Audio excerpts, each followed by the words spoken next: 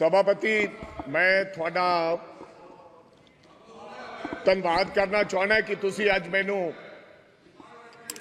इस सदन विच राष्ट्रपति दे भाषण ते बोलन का मौका दिता। भाई आप रूडी साहब, मैं उस धरती तो आना है जिस धरती तो जिहड़ी धरती गुरुआं पीरां पैगंबरां दी धरती है, जवानां दी धरती है ते किसानां दी धरती है। ते मैं अपने भाषण देने तो पहला साहिबे कमाल गुरु गोबिंद सिंह जी महाराज जी का जिहड़ा फरमान दे अशिवावर मोहे एहे शुभ कर मन ते कब हूं ना टरूं हर सो जब जाए लरूं निश्चय कर अपनी जीत करूं। सच्चे पातशाह दा ये फरमान दे नाल मैं अज इस लोक सभा च बोलन लगे। सभापति, मैं आपको बताना चाहता हूं, मैंने कहा कि मैं गुरुओं की धरती और जवानों की धरती और किसानों की धरती से आता हूं। जवानों की बात आज हमारे आदरणीय राहुल गांधी ने की है। हालांकि विपक्ष द्वारा उसको घुमाने का काम किया, लेकिन राहुल गांधी ने एक बात कही कि अग्निवीर को शहीद का दर्जा इस देश में मिलना चाहिए। मैं इसलिए कह रहा हूं सभापति साहब, कभी कभी तो मेरे को लगता है कि पंजाब को यह हिंदुस्तान की सरकार भूल गई है। कभी कभी मेरे को यह भी महसूस होता है कि शायद हम हिंदुस्तान के कहीं किसी नक्शे में हैं या नहीं। जिस प्रकार से हमारे सरकार का हमारे पंजाब के लोगों की तरफ व्यवहार है, ऐसा हमें महसूस होता है। मैं आपको बताना चाहता हूं सभापति साहब, जब हिंदुस्तान के देश के प्रधानमंत्री जब लाल किले पर झंडा लहराते हैं, और मैं गर्व से कह सकता हूं कि उस झंडा लहराने में पंजाब के हजारों नौजवान लोगों ने अपनी शहादत दी है। ये अवसर इसलिए प्राप्त हुआ है सभापति साहब। मैं कहना चाहता हूं सभापति साहब, मैं अपने किसान की बात करना चाहता हूं। पिछले 1.5 साल से सभापति साहब, पंजाब का किसान, देश का किसान, आज बड़ी बड़ी बातें की गई। आदरणीय मंत्री महोदय कहे कि हमने एमएसपी दी है। एमएसपी आपने दी है? 1967 में कांग्रेस की सरकार ने किसान के लिए एमएसपी दिया था। जब देश भूखा मर रहा था तो पंजाब के लोगों ने, इन किसानों ने, देश के किसानों ने देश के लोगों का पेट भरने का काम किया। आज कोई आसान नहीं कर रहा कि हम उनको एमएसपी दे रहे हैं। किसान लीगल गारंटी मांगता है सभापति साहब, एमएसपी की लीगल गारंटी। आपको मैं बताना चाहता हूं 700 किसान पंजाब का शहीद हुआ। और मेरी एक आदरणीय हमारी सांसद ने उन किसानों की मांओं के बारे में ये कहा कि ये तो 100 रुपए पे भाड़े पे लाए हुए लोग हैं। मेरे को शर्म आती है इस बात की। वो किसान, और आज वो किसान दिल्ली के बॉर्डर अपनी बात सुनाने के लिए दिल्ली आना चाहता है। क्या दिल्ली देश से अलग है? क्या दिल्ली में पंजाब के किसान नहीं आ सकते? हमें हरियाणा के बॉर्डर पर रोककर हमारे पर गोलियां चलाई जा रही हैं। हजारों लोग किसान हमारे वहां पर इंजर्ड हुए और कईयों की मृत्यु हो गई, मौत हो गई है। लेकिन सरकार की तरफ से गर्मी है। 45-47 डिग्री में बैठा किसान चीख कर पुकार रहा है कि हमें एमएसपी की लीगल गारंटी दो, हमने दिल्ली जाना है। लेकिन उनको आदेश है हरियाणा की पुलिस को, यह देश के गृह मंत्री के द्वारा दिया गया हो देश, कि पंजाब का अगर कोई व्यक्ति दिल्ली की तरफ किसान मुंह करेगा तो गोलियों से उसको मार दिया जाएगा। ऐसा हमारे साथ व्यवहार हो रहा है सभापति साहब। ये हालात है। आप कहते हो किसानों को आपने किसान निधि योजना में आपने बड़ा कोई इनकलाब खड़ा कर दिया। आपने कहा कि 3,20,000 करोड़ लोगों को हमने 20,000 करोड़ दिया है किसान निधि योजना के तहत। मैं पंजाब की बात बताना चाहता हूं। आंदोलन के बाद हमारे साथ किस प्रकार का व्यवहार हुआ। 2019-20 में 23 लाख लोगों को किसान निधि योजना का फायदा मिलता था। जब हम आंदोलन किया, सरकार को काले कानून जो 3 बने थे वो सस्पेंड करने पड़े, वापस नहीं लिए। तो इन्होंने कहा कि अब इनकी निधि योजना बंद करो। 2023 और 24 में ऑन रिकॉर्ड बोल रहा हूं, फ्लोर ऑफ द हाउस, 8,56,000 लोगों के किसान निधि योजना से नाम काट दिए गए। ये छोटी बात नहीं है। और कहा गया कि इनके कागज इनकम्प्लीट थे, इसलिए हमने इनके ये खाते काट दिए गए। तो पहले आपने कैसे दे दिए 23.5 लाख लोगों को। मैं चलो ज्यादा कुछ ना कहते हुए मैं आगे एक बात और करनी चाहता हूं। सभापति साहब, ये किसान का हाल है। मैं बताना चाहता हूं, अभी मैं पेज नंबर 19 पे पढ़ रहा था कि ये भारतीय न्याय संहिता यानी कि penal code will come into force in the country from the 1st of July, लोगों को इंसाफ देने के लिए।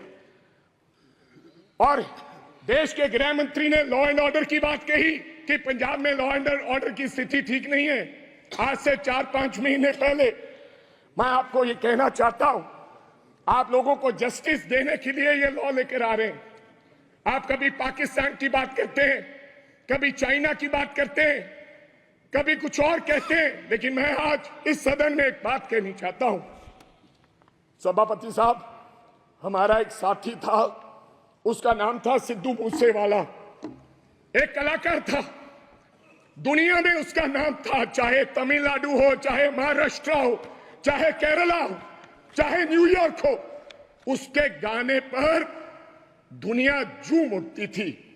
और मैं ये भी कहना चाहता हूं सभापति साहब, टाइम स्क्वायर न्यूयॉर्क में हर तीसरे दिन सिद्धू मूसेवाला बजता है।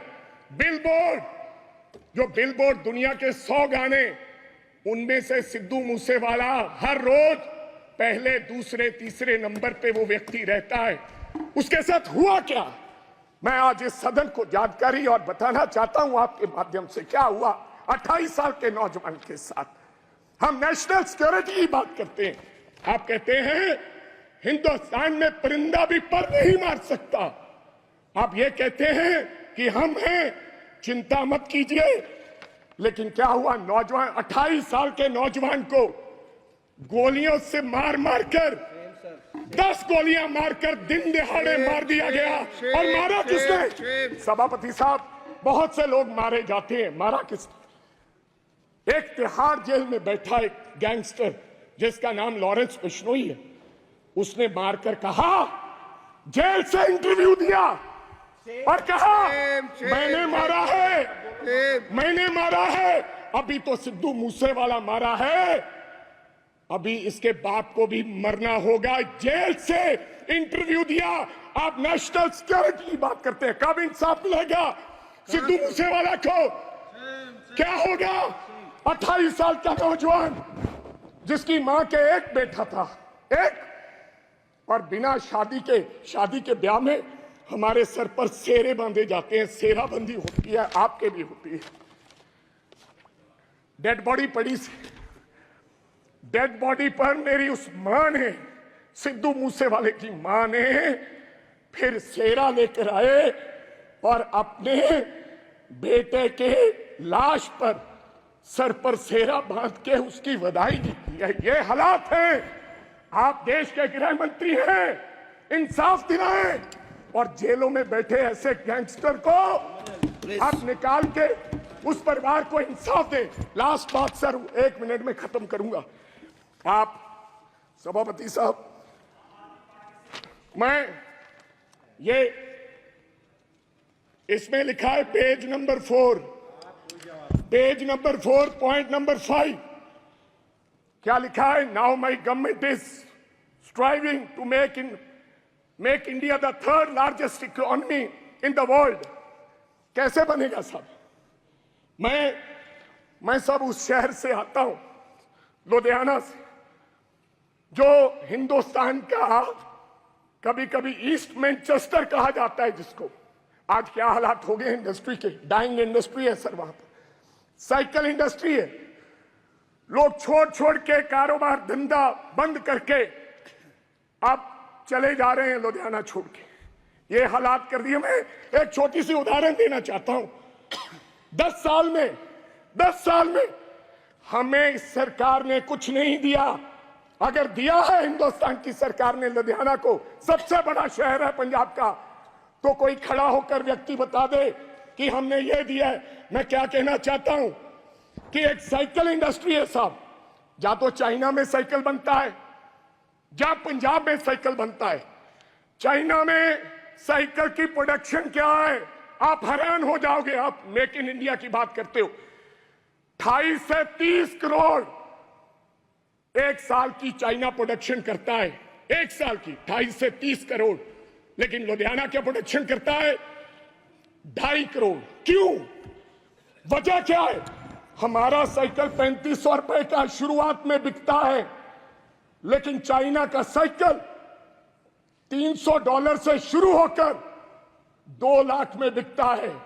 इसका कारण क्या है? Make in India wrong policies. जब तक ये रॉन्ग पॉलिसीज हैं, समाप्त कीजिए, तब तक हमारा देश तरक्की नहीं कर सकता। कैसे तरक्की करेंगे? आपकी रॉन्ग पॉलिसीज की वजह से आज हमारी इंडस्ट्री, जो लुधियाना की इंडस्ट्री है, उसके ये हालात हो गए। अंत में एक लाइन में समाप्त करना चाहता हूं। हमारा भाईचारा बहुत कायम है स्पीकर साहब। पंजाब के लोग बेशक चाहे किसी पार्टी को वोट दो, आम आदमी पार्टी को लोगों ने वोट दिया, अकाली दल को दिया, कांग्रेस को दिया, बीजेपी वालों को भी दिया, लेकिन आपस का भाईचारा नहीं कभी टूटा।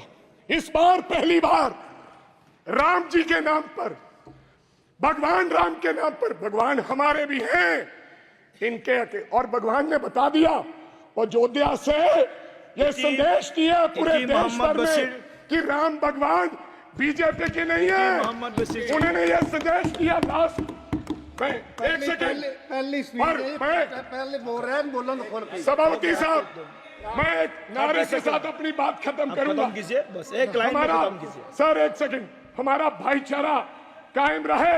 मैं बीजेपी वालों को हाथ जोड़कर गुजारिश करना चाहता हूं, देश के प्रधानमंत्री जी को, देश के गृह मंत्री जी को, कि मंगलसूत्र की बात ना करें। थैंक यू आप कब्रिस्तान की बात मत करें। मैं एक नारे के साथ अपनी बात खत्म करूंगा। मंदिर बांटा, मस्जिद बांटी, मंदिर बांटा, मस्जिद बांटी, बांट दिया भगवान को। ओ शर्म करो बीजेपी वालों, मत बांटो इस देश के बोले वाले इंसान को, मत बांटो इस देश के बोले वाले इंसान।